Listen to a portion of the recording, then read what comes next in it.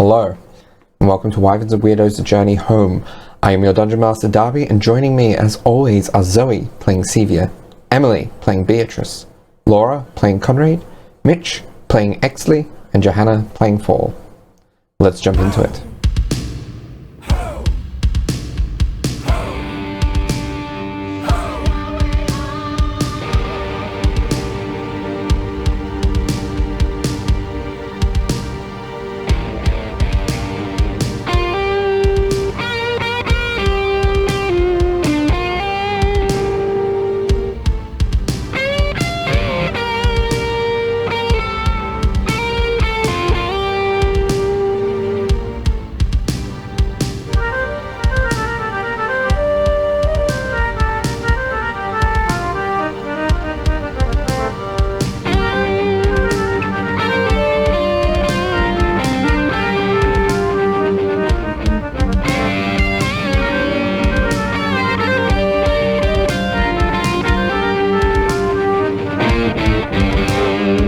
Where we last left off, the party, with the help of Grog and Percival von 𝗖𝗔𝗦𝗧 de Rollo III of Vox Machina, forged 4 trammels in order to bind away Tiamat, should she be brought into the material plane. They did so after being reunited with 𝗖𝗔𝗦𝗧 in the heart of the Scald Seat volcano, and making their way through, facing some challenges that the veterans of Vox Machina thought had been long dealt with, but they managed to deal with them and get 4 trammels out of it all. So, we left right as the trammels were being completed. And it is really hot. Can I get everyone to roll me a Constitution saving throw, please? Is anyone close to Beatrice? At least Sevia was? Yeah. Were you guys still flying? I can't. No, you were assisting 𝗖𝗔𝗦𝗧. So who knows? Yes, I was assisting it, so I don't believe I get that bonus. I got an 8. I tried to help. Well, I got an 8. 8? Oh, this is for something that you aren't affected by, Fall. Oh. This is the heat. Fall's a little sweaty. Yeah. So what were other people's results? 18. 18? Okay, that is fine.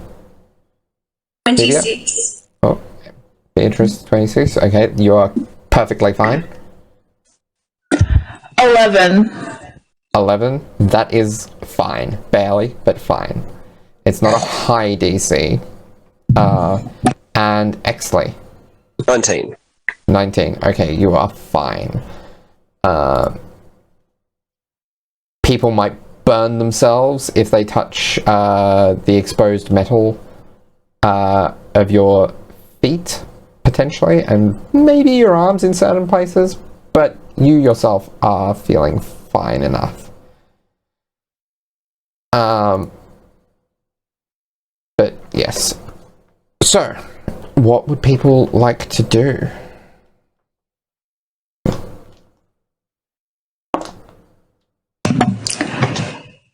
Well, it's been a very long day, has it not? Sevia and 𝗖𝗔𝗦𝗧 were the ones that forged the alloy tremmel that looks a little janky. Maybe won't work. And Sevia's like, I choose personally to believe this is not a metaphor for our friendship, in her head. And she's going to look around the group and see that we're all kind of hot and sweaty and having a very rough time. And also that we all, you know, kind of want to talk to the bot boy. And she's going to look at Percy and Grog and say, is there anything else we need to prepare before tomorrow?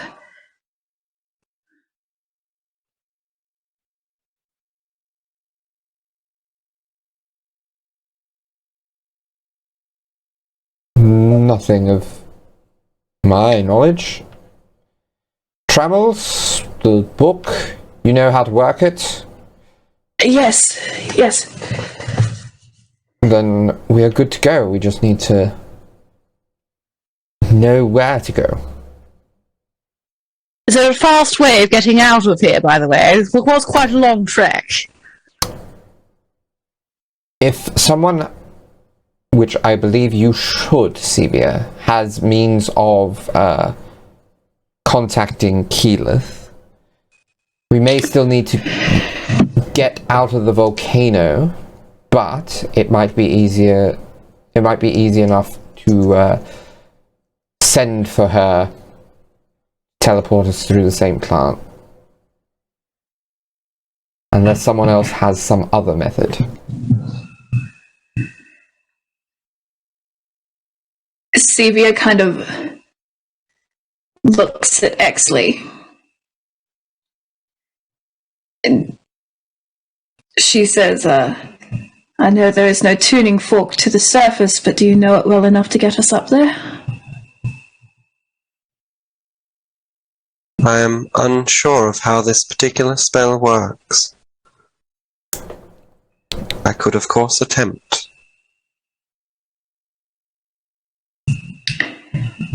My sailor's a swim. What spell are you hoping to use there? Well, is this... I'm hoping yes. Teleport. Well... Actually, you know what? I don't have any of those spell slots available. I'm assuming plane shift is probably not going to work. No, plane to shift would on the take you same to plane. another plane. You would have to have 2 plane shifts to go somewhere else and then back here. Okay. Unfortunately, I cannot. Unless we get somewhere where... Okay. A reminder to you, Zoe, that you do have teleport thanks to the codex. That's why it's not in my book. Ah. And I don't need a spell slot to cast that? You do need to use a spell slot for it, yes. But you would be able to prepare it in the morning. Okay. Okay, cool. Well, then Sevia is going to kind of just nod at 𝗖𝗔𝗦𝗧. And she's going to say, I think we're all a little tired for another swim.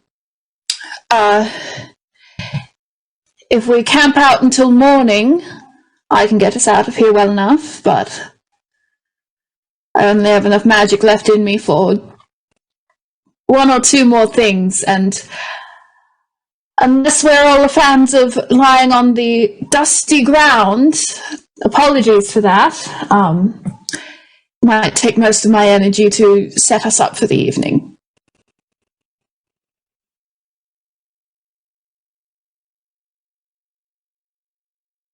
In a volcano.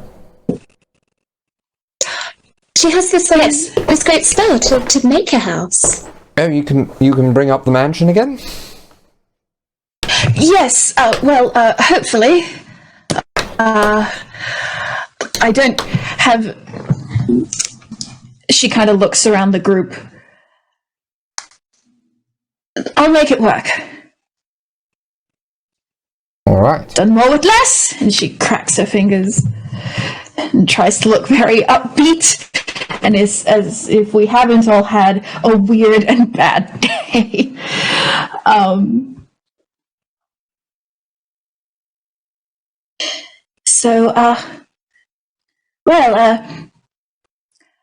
just set that up then. And she walks over to a wall and lays her hands against it, and then puts her hands back down, turns around and goes, I would mayhaps step back, friends.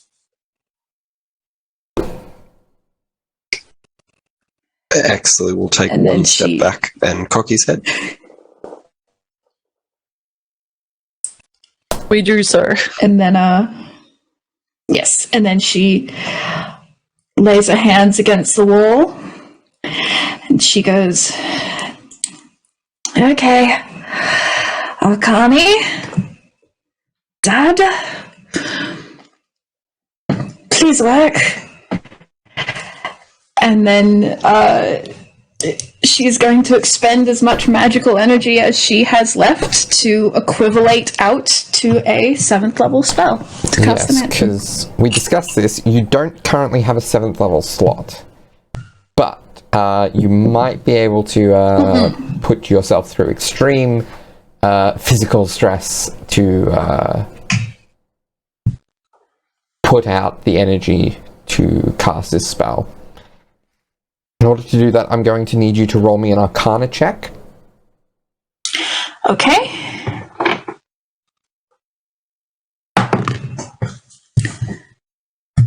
There are 2 DCs. There is one for succeeding with minimal consequences, and one for succeeding but with more significant consequences. That's a 31. 31. Okay. So that's not enough to avoid the more significant consequences, but it is enough to succeed.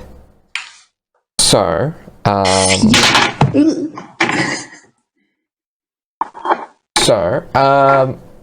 roll me as the magic escapes through your fingers. First off, roll me a d4.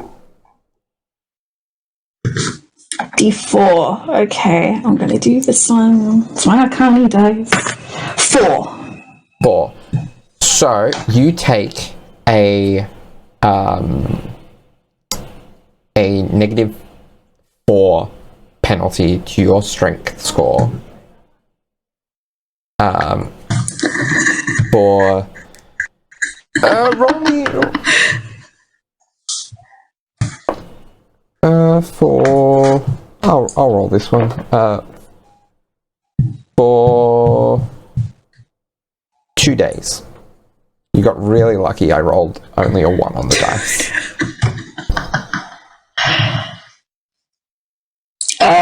For anyone keeping track at home, that currently makes Sevia's strength a 6. The other thing I need you to do is roll me a d3.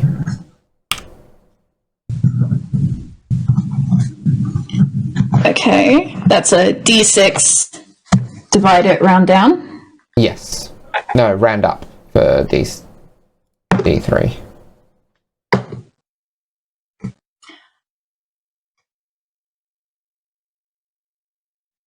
Two. 2? Okay. I think I so rolled a you 3. take- That's a 2, right? Yes. So you take 2 levels of exhaustion. You will recover from one of those when you take a long rest, but you'll still wake up with a level of exhaustion.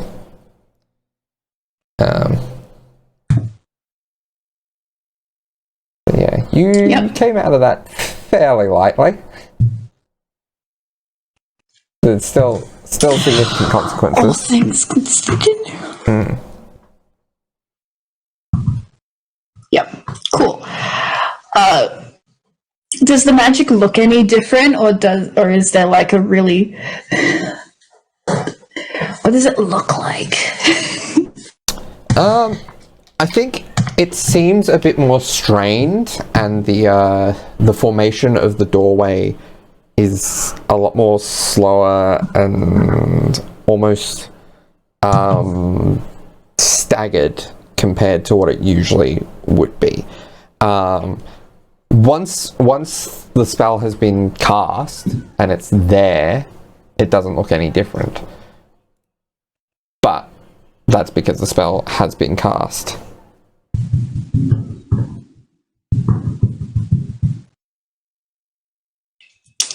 Cool. Anyone watching Sevia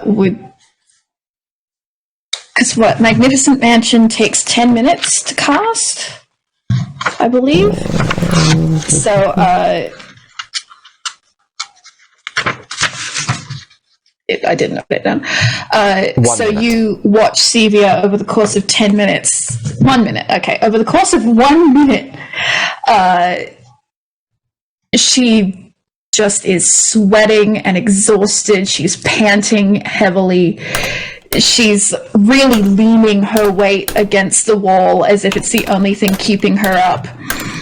As she almost staggers and her magic is just glitching and sparking and flying off her, but eventually it settles. And the door appears.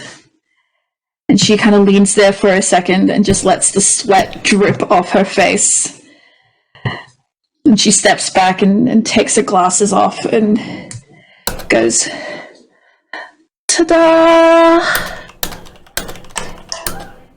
Sophia, are you okay? You're still fine, battle, right? I'm fine, love, I'm fine. Here, take my arm. It'll kind of like put his arm around, proper up a bit. Here, can't have you, collapsing after all of that. Pat and gives her 20 Thank you. points of healing.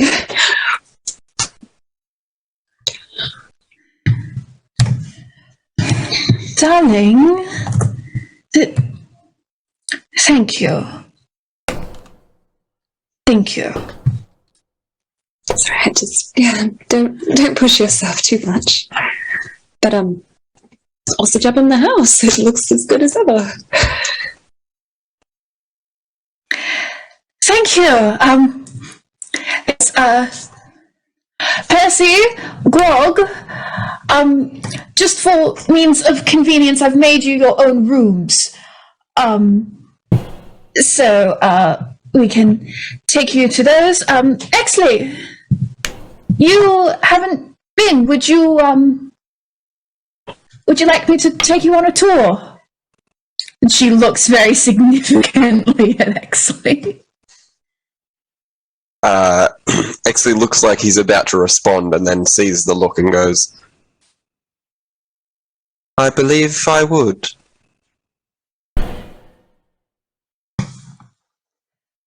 Wonderful. Perfect, darling. I can certainly do that.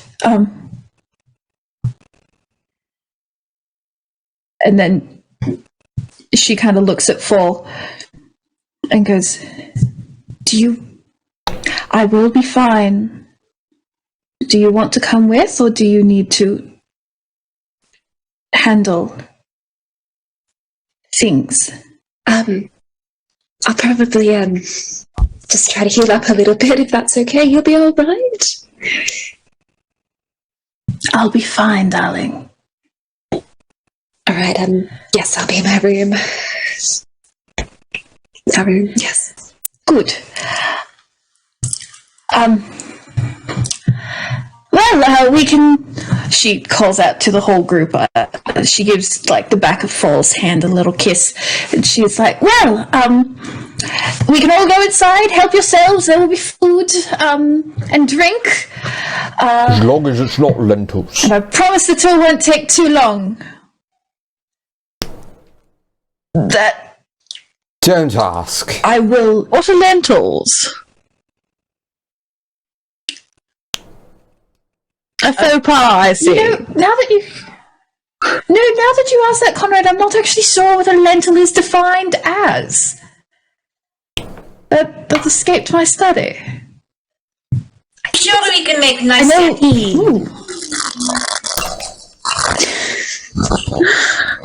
Well, we can certainly work it out all together as long as no one feeds it to Grog. So, yes, let us go inside. And she gestures for everyone to go in. As Beatrice is passing, she kind of gives her another apologetic look for not telling her things previously. And then when Conrad walks past, Siva will very quietly just shoot him a little message and just say, I won't keep him long. Sorry.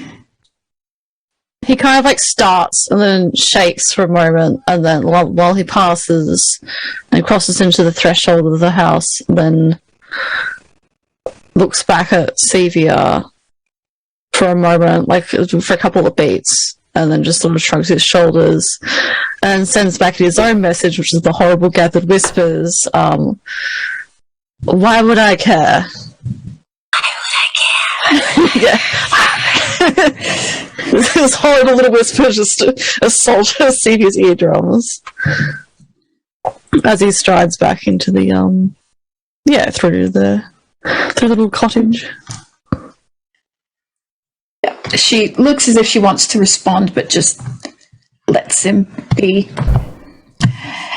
And then we'll usher everyone else in. It is notable the door would actually also be a lot taller than it was last time to accommodate both Grog and Exley.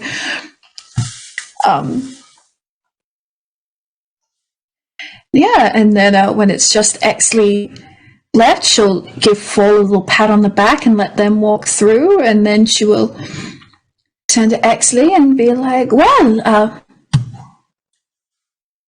come along. And Exley will follow. And she leads him into an adorable little cottage. Lots of wooden floors. There's a coat rack in the hallway. The hallway leads to like a living kitchen area that then like branches off into amenities as well as like bedrooms. There's a lot of paintings everywhere of like, all the paintings do look a little, anyone who had been here before would notice all the paintings are a little different to last time, a little more sketchy, a little less refined, as if the magic almost couldn't quite reach that far. And there's a lot of just very comfortable furniture, and it's very homely. It looks as if Sevia has been to this place before. It looks very well lived in. Anywhere there is a window, if Exley looks out, he would see a beautiful, evening sky and rolling expanses of grass, including lots of plants that look as if they should be on the edges of water, but there's no water to be seen, just flat grass, as if it's almost been plastered over with turf. And she leads him down to the little hallway of bedrooms, and she kind of tries to surreptitiously, as she's walking along beside him and pointing everything out, may I just lean on your arm? Of course. Are you well? As I can be, considering. But also I just, it is nice to have you back. And she puts her little arm around his, like, a little Regency walk. She leads him down and, points out like, well, that's Conrad's room, and that's Beatrice's, and those are the ones I made for Percy and Grog, and that's mine and Fall's, and then, this is yours. And she points to a door that's slightly taller than the rest.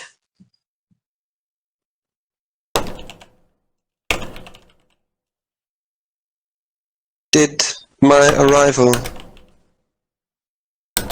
prevent either you or Fall from having a room?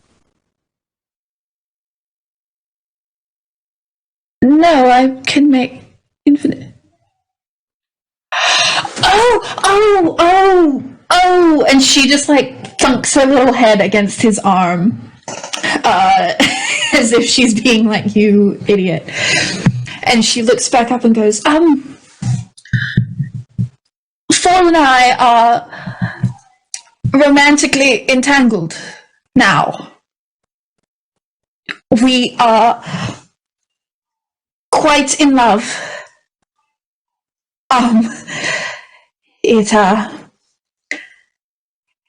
It happened both very suddenly and yet not suddenly at all.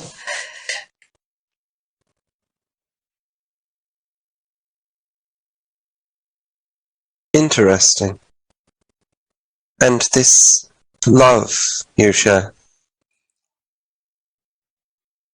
it means Yes. you are not encumbered by sharing the same room.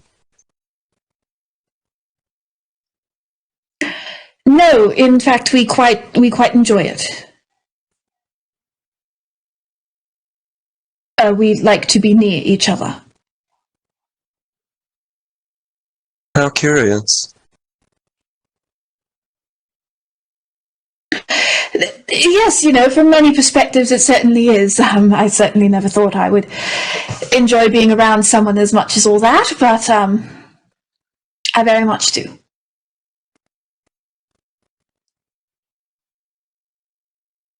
I suppose it is good that you are happy. We are. Are you? I am unsure.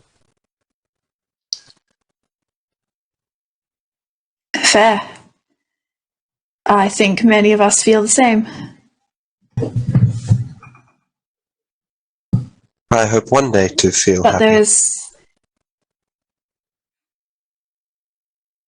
Have you felt it before? I don't know. Well. You're back now. For all that may be bringing up some complicated feelings for you, I can only assume. We have missed you. I hope we can make you happy.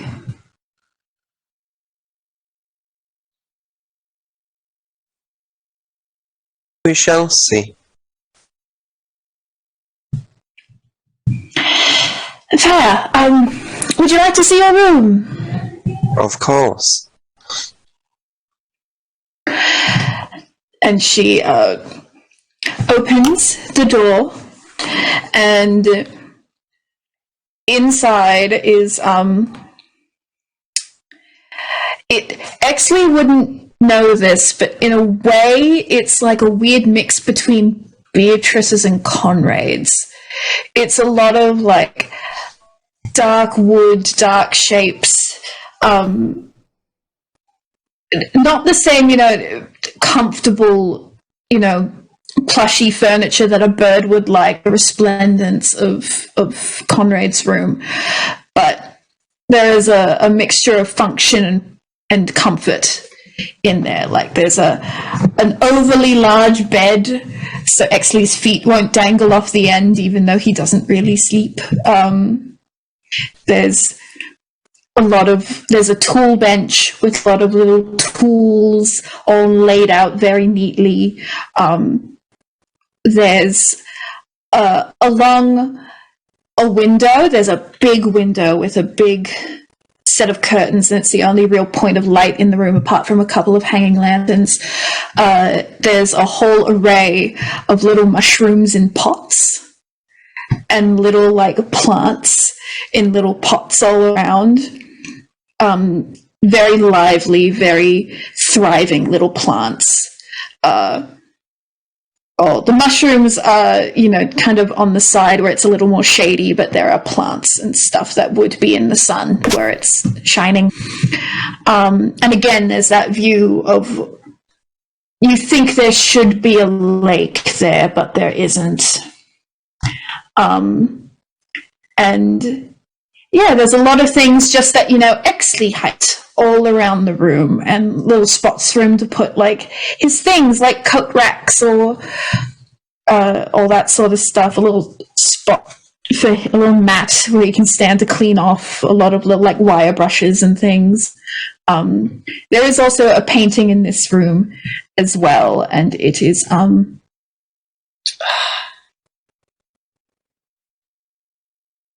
it is again not fully as finished as it maybe should be or would be, but there's a sketch of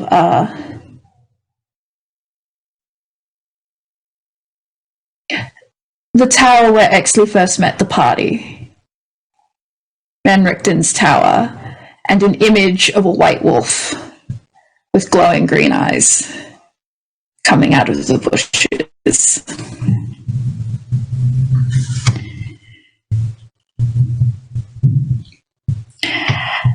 Oh, well, this is you.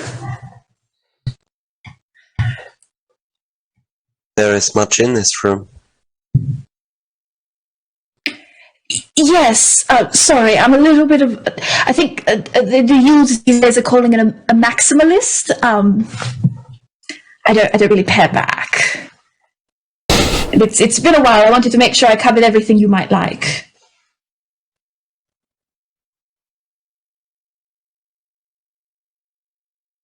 You designed this room for things that I like. Yes. I must admit it has been a few weeks, and we never really discussed a lot of that, but I observe, and I know your magic and some things that you enjoy, so I tried to cover everything I could. I know you prefer to sit when you rest, but I gave you a bed just in case you wanted to. Is it of concern if the bed breaks? I am unsure on how to correctly use it. Oh, no! It's made of magic, you see. So I hopefully made it strong enough for you. But if not, it is no issue. It isn't really a real bed. Nothing in here is, real once we exit this place. Interesting. On the topic of your magic, and Exley will just sort of look outside and then look back at Sevia. Is it failing you? How so? I know that display out there was maybe a little more forceful than I'm used to with magic, but how do you mean failing? It succeeded, did it not? There are many levels of success. There is a structure here, yes, and it is in depth. However, there are some irregularities. I have noticed the wobbling entryway, and the terrain outside does not seem natural.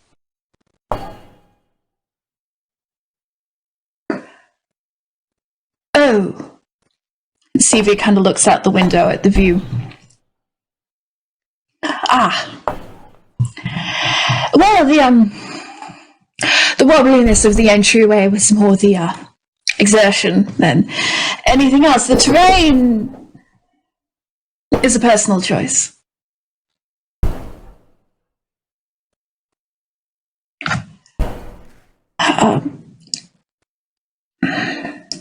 She kind of sighs a little bit and she goes, I forget you were not privy to many of this revelation.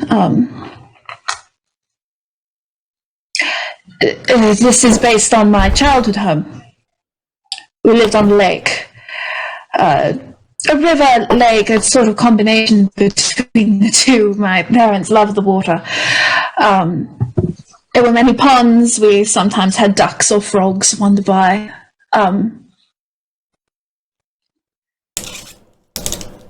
My parents were drowned in it. I don't much appreciate water. So you can imagine what getting here was like for me, but in my places of comfort, I don't include it. Apologies if that spoils the view.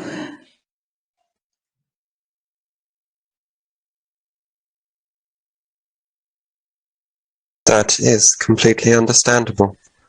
I apologize if there are any emotions that have been brought up. No, it's fine. I am dealing with it in my own way. But enough about me. How are you? We haven't really gotten a chance to speak in depth, and I know there are certainly certain members of the party who may want to speak to slightly more than me, but I am curious as to... Well, honestly, on the topic of magic, I am curious as to where you got your tuning fork. I said it before, that is high-level magic. It is. However, I have been learning. I retrieved the tuning fork on the plane of fire. Plane of fire? How on earth did you get there? Teleportation. I heard word that all of you were on this plane, and there was only one way to get here, and that is through use of a tuning fork. I found where one was, and met up with a team, a group, who were looking for assistance on a mission in the plane of fire, and I followed them on the assurances that when the mission was complete, I would gain that tuning fork, and I would leave. You went all the way to the plane of fire to find us? It seemed fairly clear that you were not coming back for me.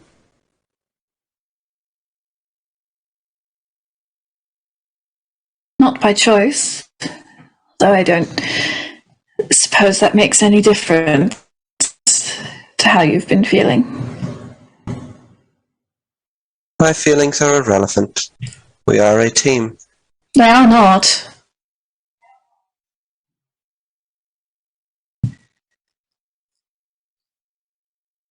Your feelings are incredibly important.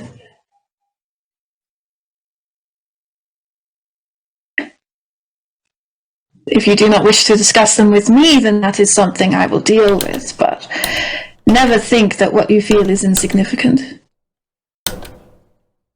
I have no wish to hide It's anything always from you. important.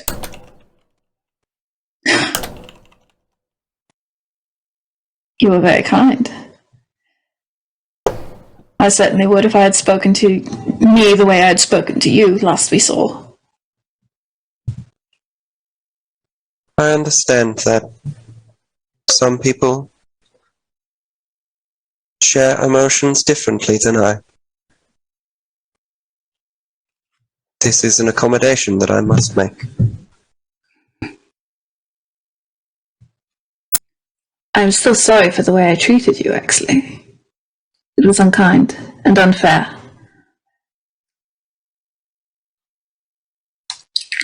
Especially when it is abundantly clear that you care so deeply.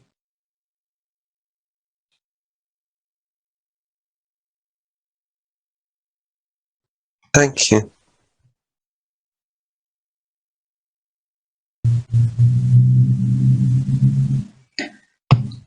I'm glad you found your way back.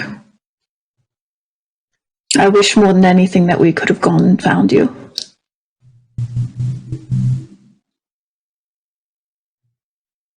It is fine. I gained many an experience on my journey. You will have to tell us about them. I'm sure I will. Now that we are all reunited again, I'm sure we will have many times to tell stories. Certainly. Who was the team you met up with? Anyone you've met plane jumping?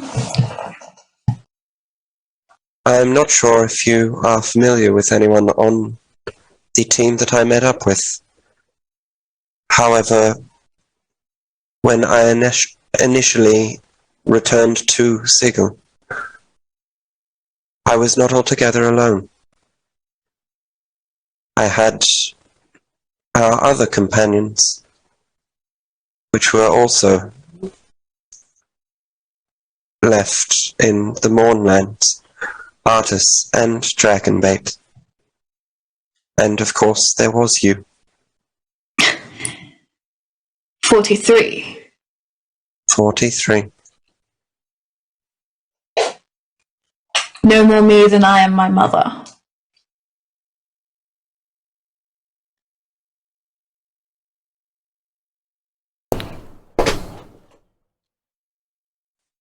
I'm glad you had friends, at least. They were very useful.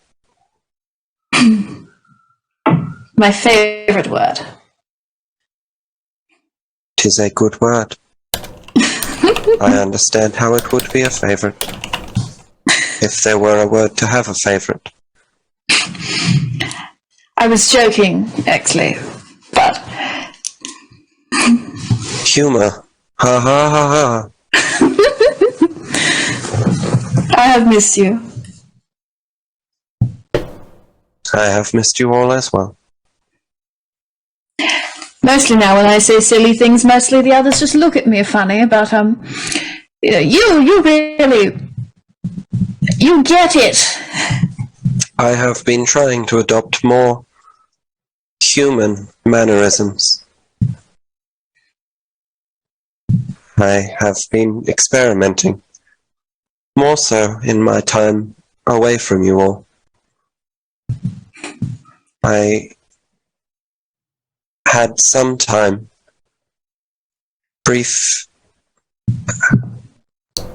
working time, I believe you call it downtime, where I was in need of some modifications to myself. In that time, Modifications? I was... Yes, modifications. In What of? my time in the plane of fire was unfortunately quite taxing on my physical being. Oh. I'm sorry. It is fine. I am better because of it. You do not have to tell me or anyone in the group, but may I ask what modifications? After the mission in the plane of fire was a success, I needed to return to repair the arm that was chopped off. I'm sorry, the what? In the plane of fire, we were tasked with killing a creature known as a 𝗖𝗔𝗦𝗧, a large demon with 6 arms that all held swords and were very competent in slicing off limbs, as my companions and I found out. thankfully, I am able to rebuild mine. And 𝗖𝗔𝗦𝗧 sort of moves the cloak out from the side and reveals a very new-looking sort of steel and gold amalgamation of partially almost like a bone and a muscle structure, but solid metal and pistons and tubes that you can see through sections, which is from about the shoulder all the way down to the hand, and you can see the hand is quite bulky and sort of fused into a claw. Oh my! I'm sorry for your loss, but that surely is a feat of engineering. May I? And she goes to step closer. Of course. Please do not press any buttons. I certainly will not. My God! That is astonishing.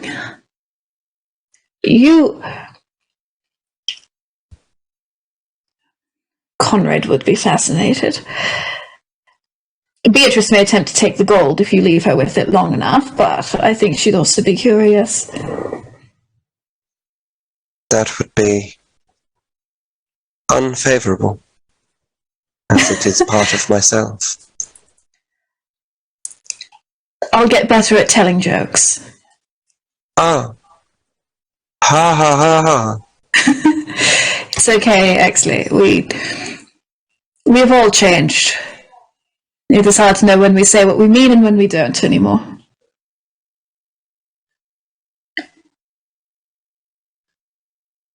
Indeed. You look on his face as he says indeed, and he does not necessarily understand the sentiment, but he is agreeing.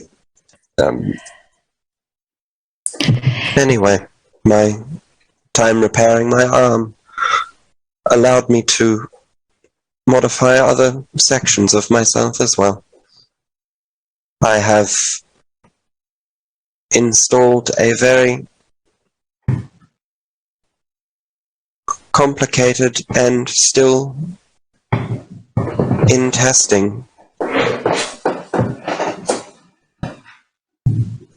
part of my throat. What? I am aware that I am not the most subtle member of the group. That is largely in part to my inability to mimic human voice.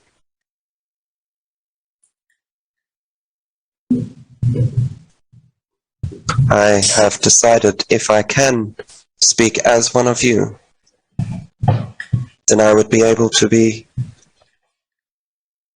stealthy and blend in more. What do you mean, speak as one of us? I have installed a voice modification to make myself indistinguishable from the typical human.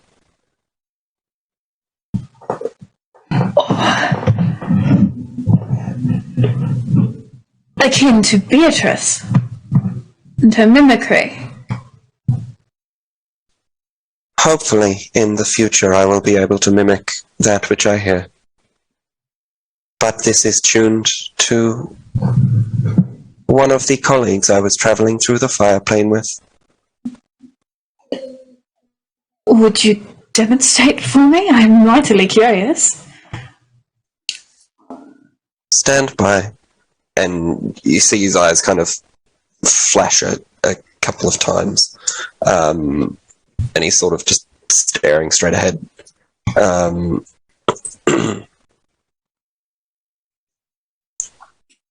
then his eyes return back to normal and he looks at you. Well, hi there. I am designation 42. I am indistinguishable from a normal human. Sevia does not laugh. That's me, Zoe. Sevia just looks dumbfounded. Uncanny. Isn't it just? Well, what is their name, the person you are doing such a flawless mimicry of? I did not spend that much time with them to identify their name. Oh, blessed. Absolutely marvelous. Wonderful. That is quite a voice. Indeed, I have also adopted a very crude form of mannerisms. For example, howdy. Oh my god. You certainly are quite the gentleman.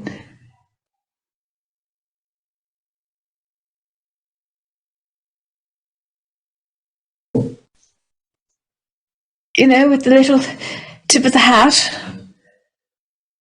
It is unfortunate that I do not require the use of a hat. You could wear Otherwise, one. it would be complete. You could wear one for fashion. For fashion. Yes. You know, the same way, you know, I don't need to have, you know, a little pin in my hair. I can just tie it up, but I wear the little pin because I think it looks nice, and it was a gift. The same way Conrad certainly has a proclivity for leather pants. Are they practical only in certain scenarios? Are they fashionable? Of course. Interesting. Those are fashion choices. I assumed you had the pin for self-defense. No. Do you assume Conrad's leather pants are for self-defense as well? I am unsure of Conrad's decisions. Fair. Actually, that is, you, About Conrad. There is not much I can say on the matter without, potentially breaking trust. But, I would say that you should speak to him tonight. He was, all of us were, but he especially was quite bent out of shape by your forced departure and then our secondary forced departure. And he has been dealing with the return of many ghosts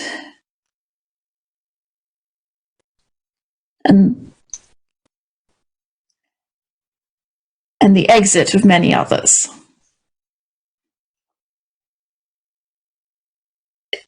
You may have noticed that he was behaving quite strangely when you arrived. I did. Oh, You see Exley's eyes kind of flicker a little bit.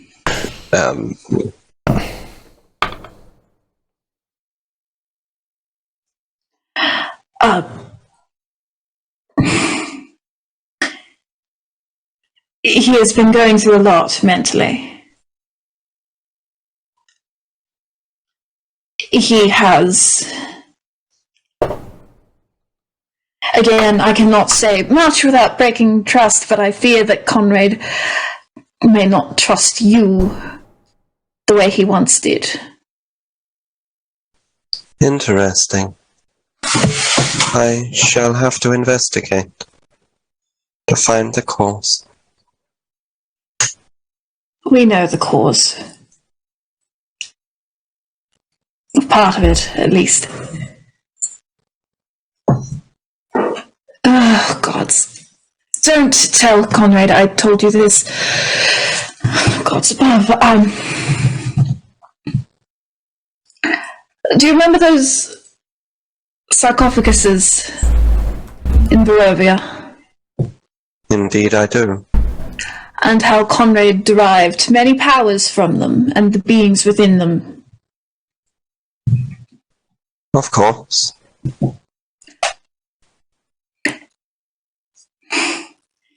The beings have begun demanding a sort of payment for demands they have not yet seen fulfilled.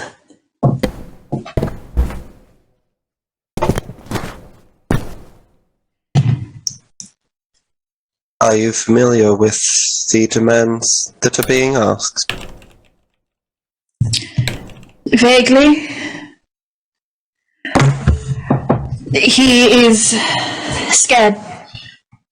He's terrified, honestly.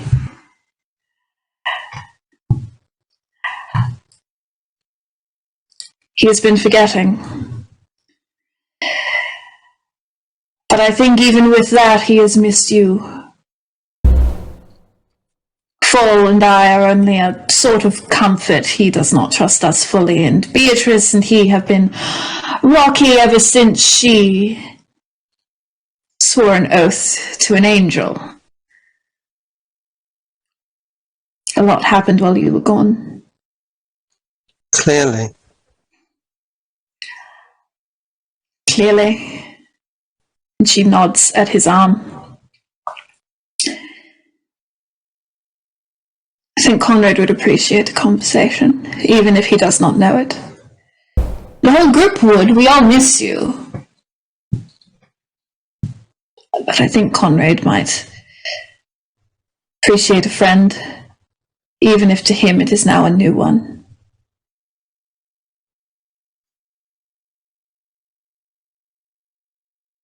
That is fair. I shall endeavour to speak with Conrad at his Remember, earliest convenience.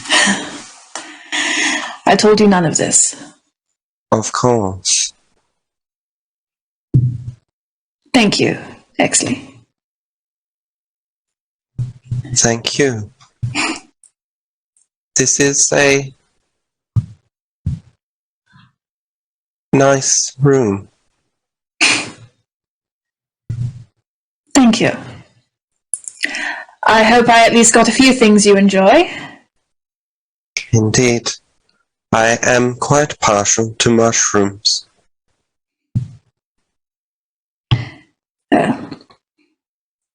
I did remember that much, at least. Would you like some time alone to get settled, or...? Perhaps that may be wise. I will spend as much time as I can settling, and then I shall speak with Conrad. Understandable. I will, leave you to it, if that is your wish. Very well. Thank you for the talk. Thank you. And again, I am sorry for how I behaved when we left, when you were taken. I'm glad you're back. I hope we can show you, however we can, how much that we have missed you.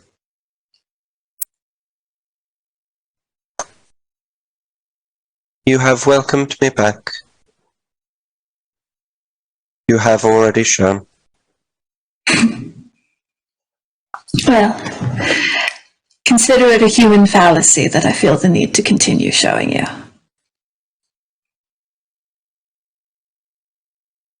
More things I must learn about humans. Well, hopefully you'll have a long time to learn. I do not plan on leaving you again.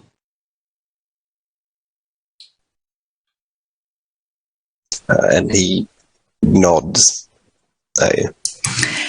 She steps closer and she gives his big, oh no, she was already standing right next to him. She gives his big steampunk arm a little pat-pat. She goes, I will see you later, Exley. Of course. I shall settle in. Have a good evening. And you as well. And she kind of gives him a little smile and a nod. She walks out of the room. Exley takes a little bit to sort of look around the room. He walks over to the little patch of mushrooms, sort of examines them a little bit. He kind of looks out the window at the terrain, kind of cocks his head a little bit at it, and then, still looking at the terrain, his body turns 180 degrees and walks back to the mushrooms and just kind of picks a couple and just sort of tries to transplant them on his shoulder.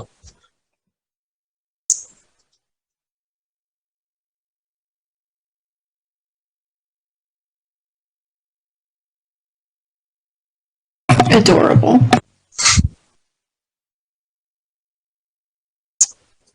And yeah, that's sort of where he is. That little 25 seconds is sort of him settling in, and he is now fully settled in. So I assume, Climatized with the room. at that point, he would pretty much just walk back out of the room and try and find Conrad. But yeah, if anyone else was doing anything on entry to the property. Yeah, is there anything else that people want to cover over the course of the evening? All I will say about Beatrice is that she probably gets along like a house on fire with Grog, and you would probably find them in the kitchen making the biggest sandwiches they possibly can.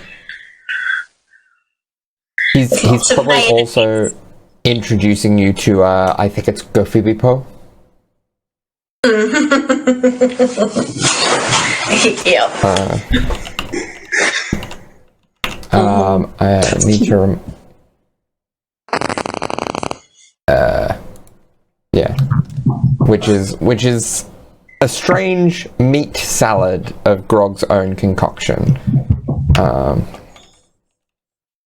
Yep. Concerning. But yes. Just being bros, and Percy's probably sitting slightly disgusted to the side. Fulber and I have gone back to his and Sevia's room and just kind of like start like healing himself, trying to bandage any wounds. But he kind of like probably like when he left a little bit visibly, but then he's like more so just kind of stressed, a bit overwhelmed, and he probably eventually just kind of like just plop down in a corner and just kind of just start like tearing up, like ripping a bandage like over and then just like mending it and then ripping it. It's just, yeah, just kind of do that for quite some time. Having a think about things that have happened.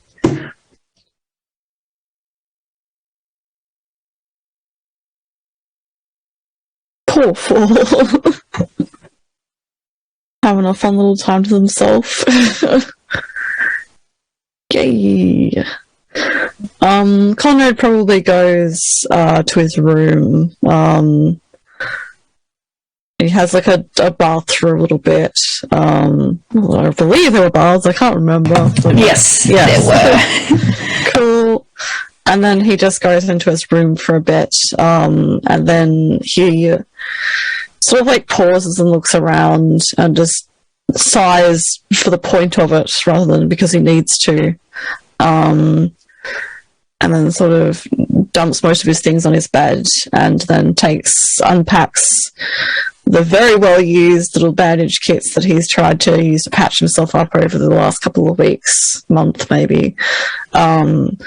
And he, throws it's like half like the rest of his stuff down and opens the door and goes outside. I believe CV had that little space that he could go out through his room, and he just walks out for a bit and just like looks around at this kind of like endless but also very limited space, and then just sort of sits down on the ground and looks up at the sky for a long while before he starts to sort of bandage up his arms. He's still pretty beat shit. And yeah, that's probably what he does for some time. Just trying to tend to his wounds and just have that quiet for a bit, I suppose. But yeah, what he does.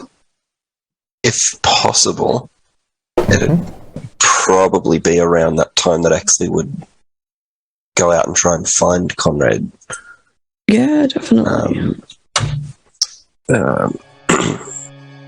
So Exley would first go up to Conrad's room and knock several times. Conrad, it is designation 42. Yeah, there's probably no answer for a bit. Conrad, it is designation 42. Knock, knock, knock. I am coming in. Opens the door. And Exley will hopefully see that the outside door is open. Yeah, the door's open. Yeah. Exley will walk out onto the terrain and go and just like stand maybe like 10 feet or so away from where Conrad is, probably just like a little bit behind Conrad. Conrad. He sort of starts for a moment, a slower reaction than he normally would, but then just sort of like turns his head for a moment, just over his shoulder to look at Exley. Yes? Hello, I am designation 42. And Conrad kind of swivels around where he's sitting, scrabbles around in the grass, and looks up at him, or over at him.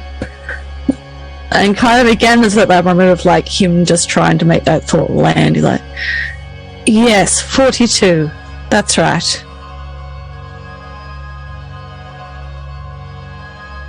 Hail. Thank you for... And he then sort of like clumsily a little bit, because he's still a little bit injured, kind of more clumsily than he'd like to, which he kind of is like blisters a little bit at momentarily, and then stands up. Appreciated for your assistance back there. Of course. That is what a team does. Yes, team. You did a great deal, though you did not need to. Perhaps. You appear to be having troubles. It is important for you to know that I deduced this on my own. Is it that clear? That plain on my face?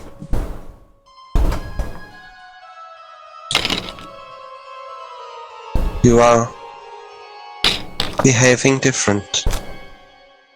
From what you remember. Are you happy? No. Certainly not.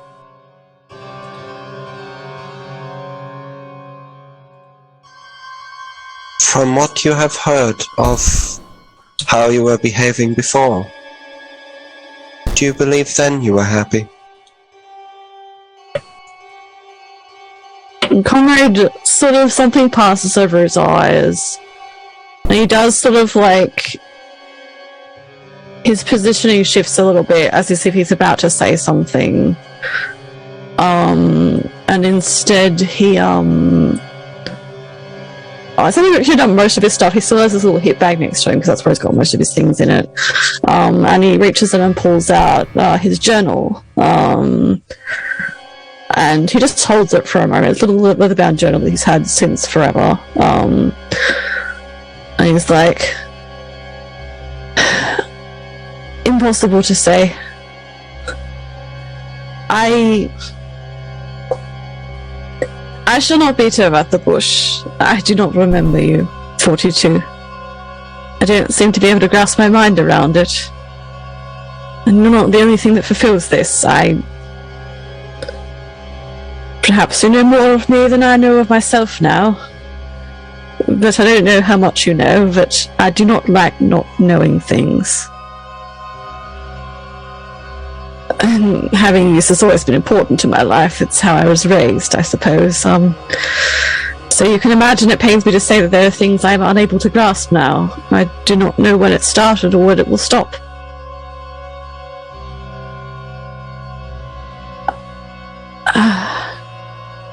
Your question before, I need to think on it. Sevia has theory. First I have question.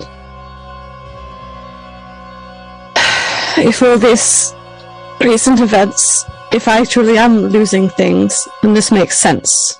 And he flips to the journal and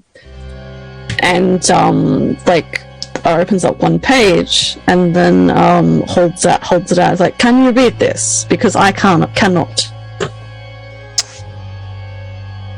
I can only see parts. I will DM you something, which... Okay. So it's like a journal. It has like a lot of different like jotted down scribblings, and then it has like a sketch next to it. But I've sent you the text that it says. I can't focus on it for long. It is different to the other book that I found that Sevia has been trying to help me with. This is my own writing.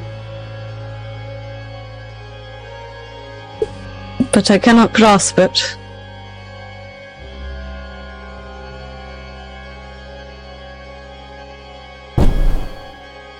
Exley is quiet for some time as his eyes appear to be skimming the words and sort of hesitate on some of them. And he says, "What do you believe this means? You cannot read it, but..." My theory, I posit, is it is a memory that I cannot grasp, or something that I cannot hold on to for too long. I think it must be something about you, perhaps.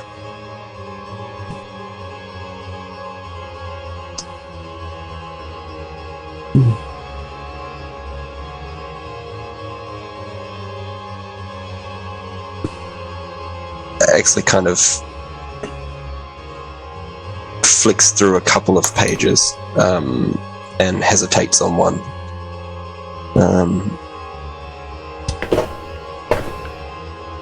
Interesting.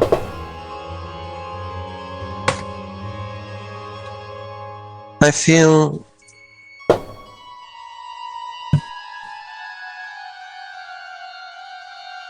some level of concern.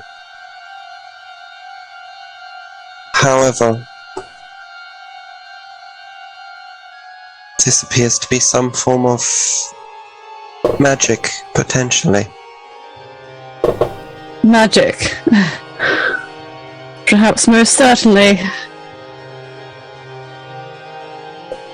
Perhaps that is what has created this. Magic is what will allow it to become undone. Maybe. It is a strong magic. And I fear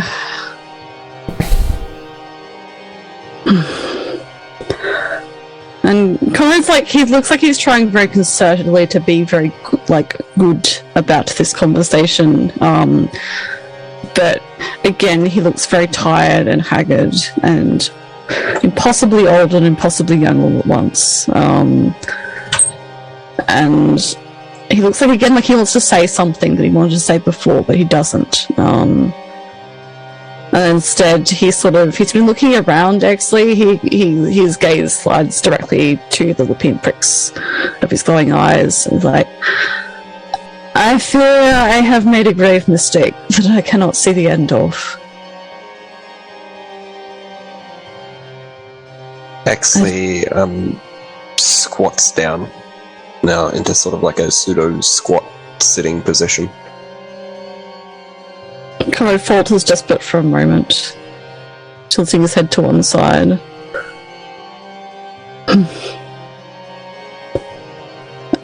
Again, I do not know what you know, but I do not know anymore. Do you understand that frustrates me beyond all measure? It makes me impossibly sad. I no longer have desire for eating, no need for breath. I sleep, and I wake, and I am not breathing. I walk the endless cycle, like the great serpent biting its own tail, but I do not progress. The denizens of the Amber Temple, I do not know if you remember this, I believe you must. There was a construct there that I do not recall.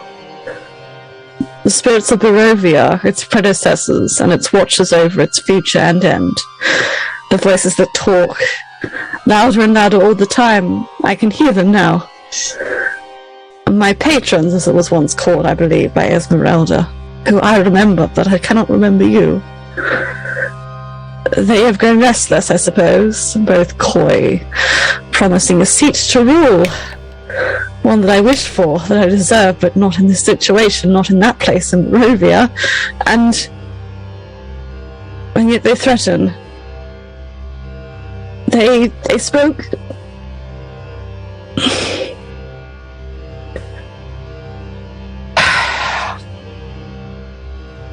I must have trusted you at some point. I can remember that now, I suppose. Well, I have pages in my book, not in my diary, that I cannot read. The voices spoke to me and threatened that if I did not complete their goal, they would take my mind. I believe that's what they're trying to do, so I don't know what sort of magic that would be, but... well... a grave mistake, I suppose. And what's more, I suppose they toy with me. They send me a ghost who has clung to me since we left Barovia, apparently. So he claims. The Ghost of Strahd, I believe you know him. In a permanent loop. With the arrogance of someone who feels he can cheat eternity. No allies, only another enemy, another mistake. I am no longer certain my endpoint is limitless. I need it to be, but I am afraid. Sevia knows magic. She can't see a thing past this. Do you believe magic would unmake it?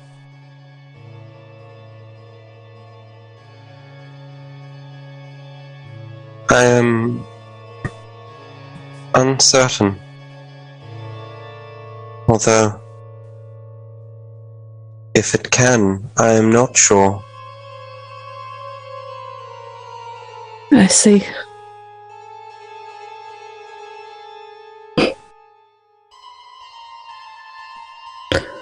You speak of beings, ghosts, Yes. who are taking parts of your mind. Yes. This is what they have promised. If I do not do what they wish, which I do not know how to do, to free them. Do you believe there are sections of your mind which are now entirely missing? Connor's being very earnest, and again, he's trying to be very good about all of this. But he has like that sort of like slightly manic glint behind his eyes.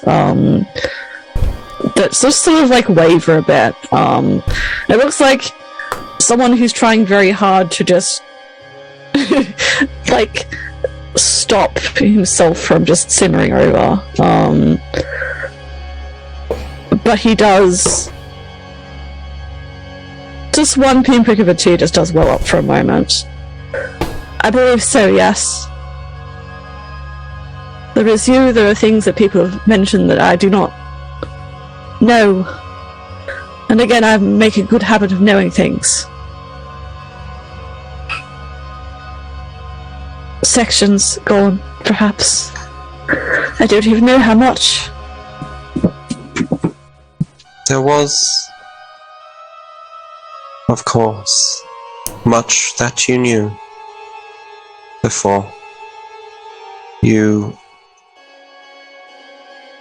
struck me as someone who would lust over knowledge. However, the speed at which you acquired that knowledge was indescribable. If you have acquired that knowledge in the past, I am certain you will be able to again, with or without the use of magic.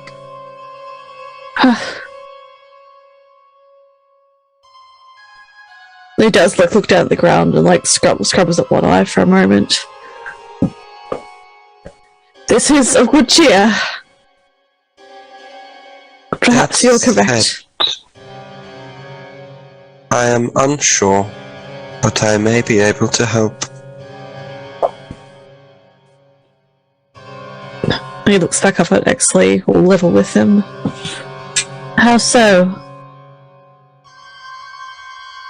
After the plane of fire, there was need of specific magics, which I learned and tested. Indeed, you can utilize magic. I am uncertain if this will work for your predicament. However, I would be willing to attempt. For a friend. And like a tear does run down his face at that moment, tinged with amber. And then he just nods. I must say, I don't know who you are anymore, but I feel I miss you.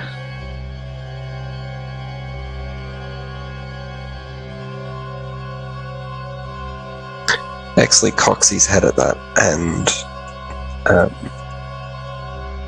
opens his mouth to say something, but instead will just give a nod and go to reach into his bag, but then think better of it and bring out his hand and just kind of pat Conrad on the head twice and then go back into the bag. And he's going to pull out a couple of items that he's got in a little spell components pouch. A small vial of what just looks like water and a prayer wheel to a god not of this plane. And he's going to start chanting very slowly at first and kind of like a guttural, raspy kind of noise, which begins to build slowly. And 𝗖𝗔𝗦𝗧 is going to try. He has no idea if this is going to work, but he's going to try a spell that he used to regrow one of his colleagues' arms in the plane of fire, and he's going to try and cast Regenerate to forcibly regrow Conrad's mind.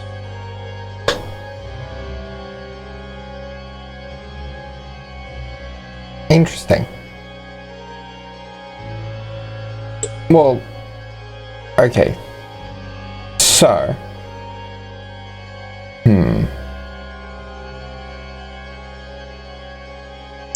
Specifically, at this point, he's going to try and rebuild the section. He doesn't want to rebuild all of it, just for the moment, a very specific section which relates to his Conrad's knowledge of Exley. okay. Proof of concept. So,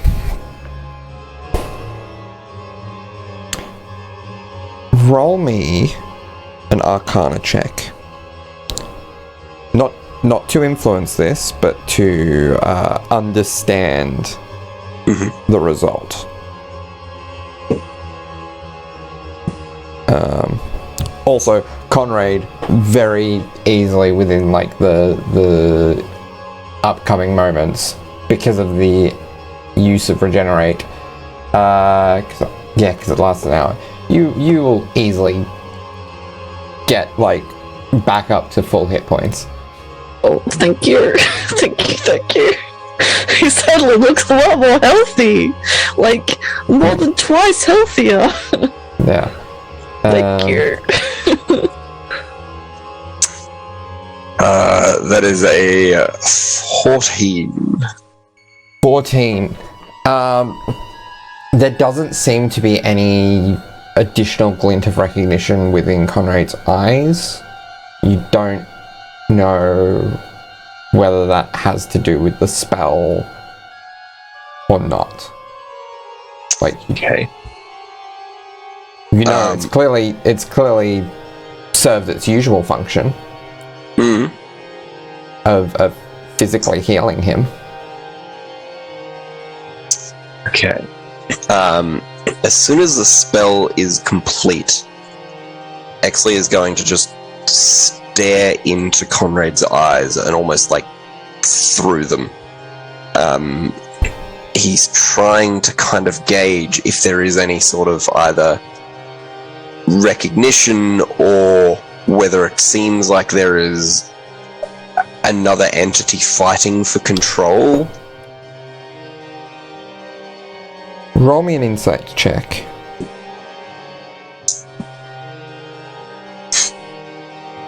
29. 29. Okay, so there's always been a glint of recognition. Like the curse has only taken away knowledge of Exley's name at this stage, and some memories associated with him. Exley himself is still remembered. There does not seem to be any sort of direct internal conflict for control of Conrad's mind. But there is probably, I would imagine, something heavy weighing upon him that you gather to be essentially what he has told you. Does that heavy thing appear to be magical? Or it's difficult to sort of You tell? don't know because you failed the Arcana check. Okay.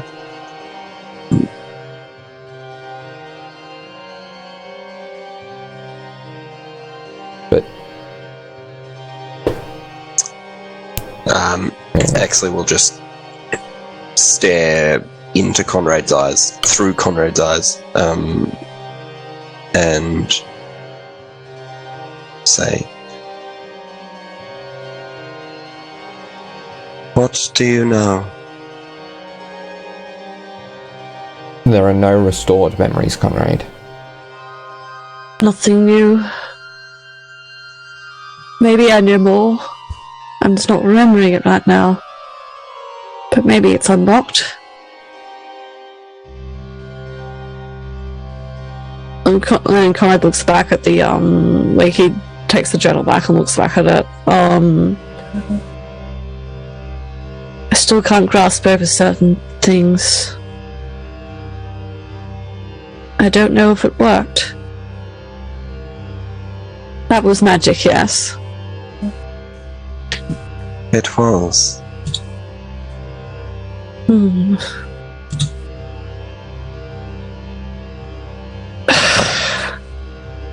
I was attempting a different style of magic to that which Xavier uses. Ah, I see. I was hoping it would make more of a difference. I suppose it did not. Maybe. The good news is, it has done no more harm. His like eyebrows shoot up for that. Well, I suppose so. That's a bonus to be had, for certain. I appreciate you trying anyway. I can only hope I can either do what they need me to do, or find a way to stave it off. What do they need you to do?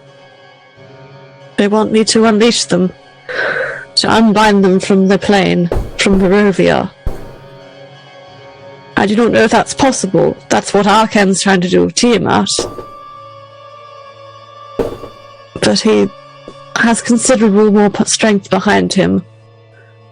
I do not know how to do it. He kind of sort of like stops mid-sentence and shoves like the journal back into his little hip bag and pulls out another like book, a similar size but heavier. Can you read this book? It's the black gilded book that Conrad got out of the library. I cannot understand it.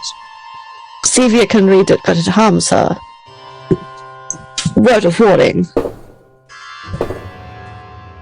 That has done nothing but pique my curiosity. They guided me to it, but I do not understand it. Interesting. Can Exley look at the cover of the book? Are there any words on the cover of the book? There are not words, no. That was phrased interestingly. What is on the cover of the book? Let me find it. Where is my cursor? There it is. There we go.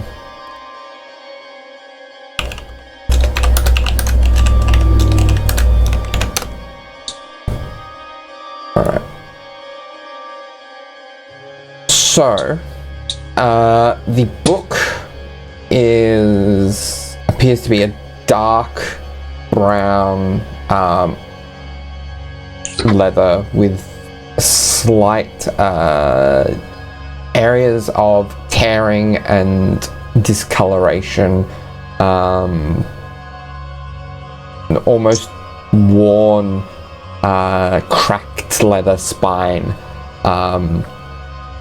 golden edging to the cover, and straps upon the spine bearing small bone carvings of skulls. On the front cover is a golden demonic horned figure placed in a brass panel with 3 skulls carved into this panel above its head. And there is gold stitching in parts where the book has been cut and torn.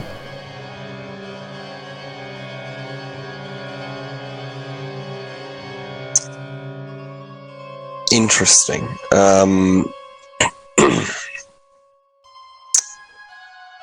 You say that it's got like leather straps around it. Is it small leather straps on the spine? Oh, okay, cool. Exley's going to attempt on Conrad's wishes to try and read the book and try and not get harmed from whatever happened to Xavier. I mean, do you touch it? That would... Yeah. Yeah? Okay. Absolutely, he does. You He'll are grab that fine book. upon touching it. Cool. Okay. Just like a normal book then. It is... Do you have any plants upon you that aren't kind of more fungal? Like... Wolves, he's probably got a couple of like twigs with maybe a couple of leaves or something or other growing out of his probably the left shoulder. Okay, so you notice as you do come into contact with the book, the leaves do wither. And I'm judging from that smile that you, Mitch, know exactly what this is. Just, we're all good here. We're fine. That bodes well. So Exley's going to look at the book and then look down at his shoulder. So, that is mildly ominous. That didn't happen to Sevia, but then it happened to her. Perhaps it is because you're a construct? Perhaps. There It is does not harm potential me. that it feeds off some form of life, and it has found this plant. Perhaps it does. Interesting. Maybe you can understand it. Sevia and I tried. It was a long process. I had to read it, and then she had to translate. I do not know how much time I have. Or even if this will help, it may just be a thing to toy with me further. I suppose on that point, to answer your question earlier, I do not wish to keep saying her name, but everyone has been good to me. Sevia has theory. She poses thought that the mists seek to break my spirit by taking all memory of things that made me happy. And that was then she posited that is why, to our collective knowledge anyway, they started with memory of you. So perhaps I was happy.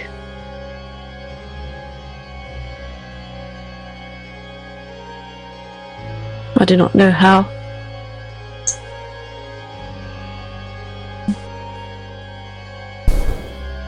But there is your answer.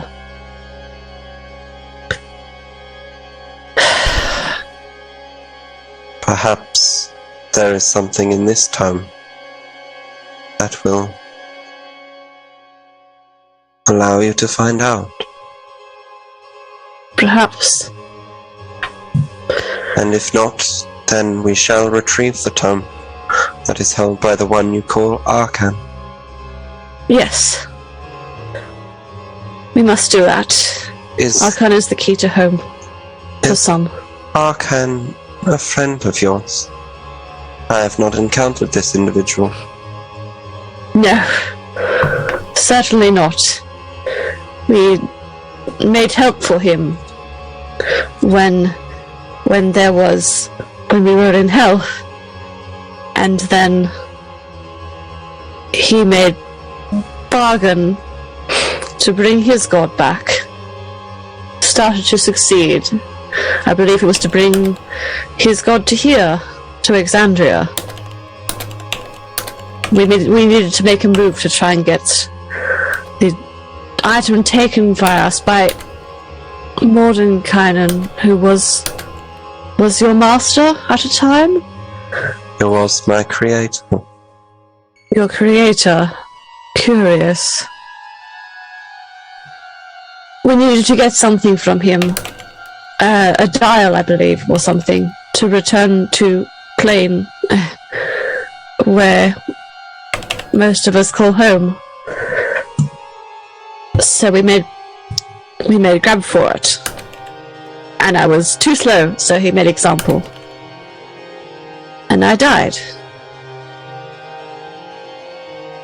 And then I lived again. And now I am here, so...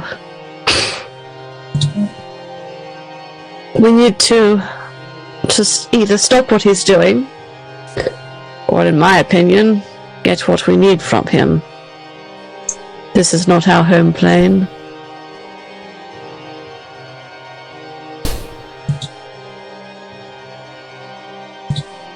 Also, he has like a withered arm thing that apparently can control the dead, which I'm very curious about.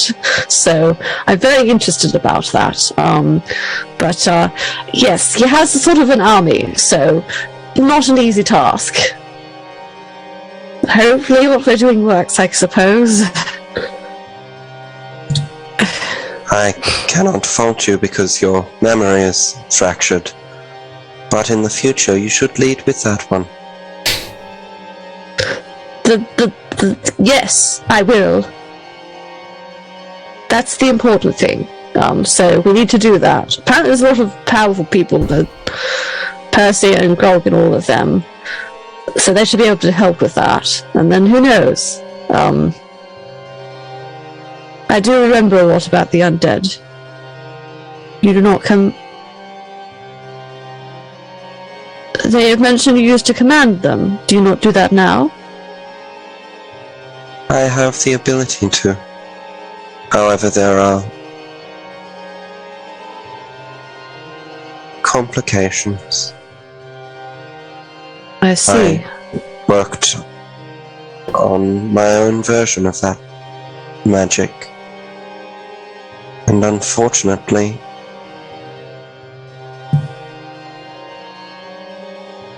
I do not wish to do that again. I see. Magic is difficult. I only have limited understanding of it. I can command it as I wish, but it is conduit, I believe, as some say, through the whispers. Interesting. Perhaps. Maybe the book will help. It may. I appreciate you for trying. Of course. You have assisted me in the past. I have. Hopefully in the future you will remember this. Yes, that makes sense. There was a rather funny anecdote that the two of us, hijinks if you will, where we attempted to bring down a corrupt government by setting it on a village. Ah, yes. Barovia. Indeed. I'm not sure if you remember or not, but it was successful. I do remember that, yes. You were involved. That makes sense. We were both involved. It's like Mav kind of curls into a grin. That also makes sense. I think I understand a little bit now. It must be...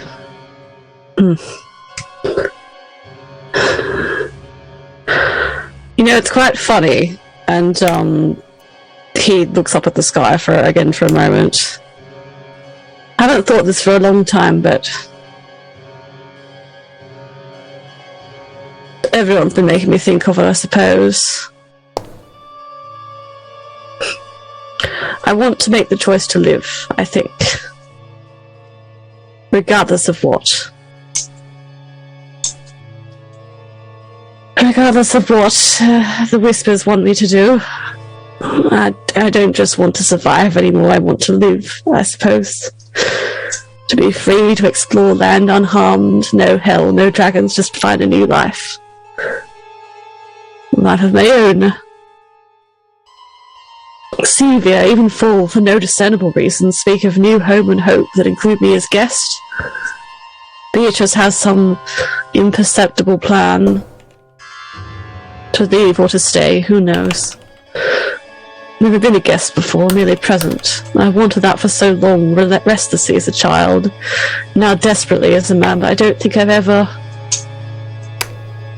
I've never wanted it, knowing about it until now, but I want to live. And I want to ensure that. So, thank you for coming to make sure that we survived a little bit longer, I suppose.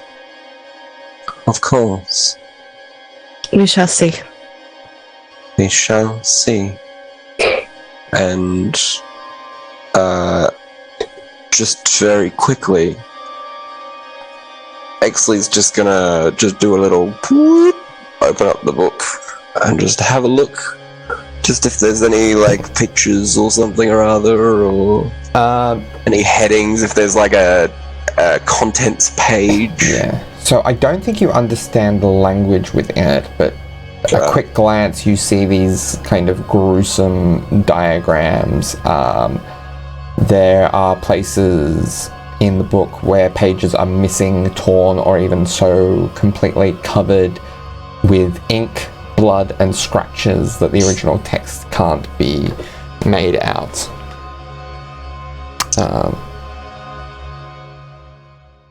You could maybe, with some time and certain magics, work out what is contained within this tome, but it's not something that's going to be a quick endeavor.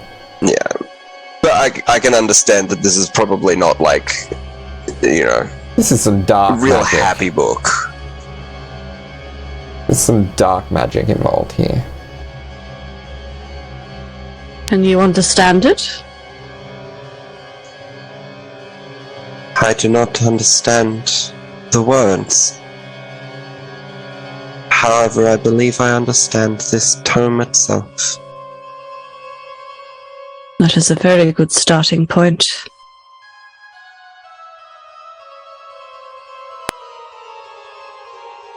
There's like a little Exley's eyes kind of like flicker a little bit, like he's processing a lot of information very rapidly. And he says, I think this might be something to investigate. In depth.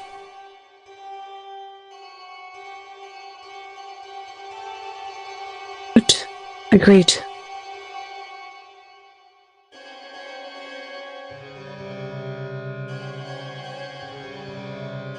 And Conrad and Exley either continue that conversation or part for the evening. And unless there's anything else anyone wants to mention doing before going to bed, you all retire for the evening within the mansion. And that is where we're going to leave it for this episode.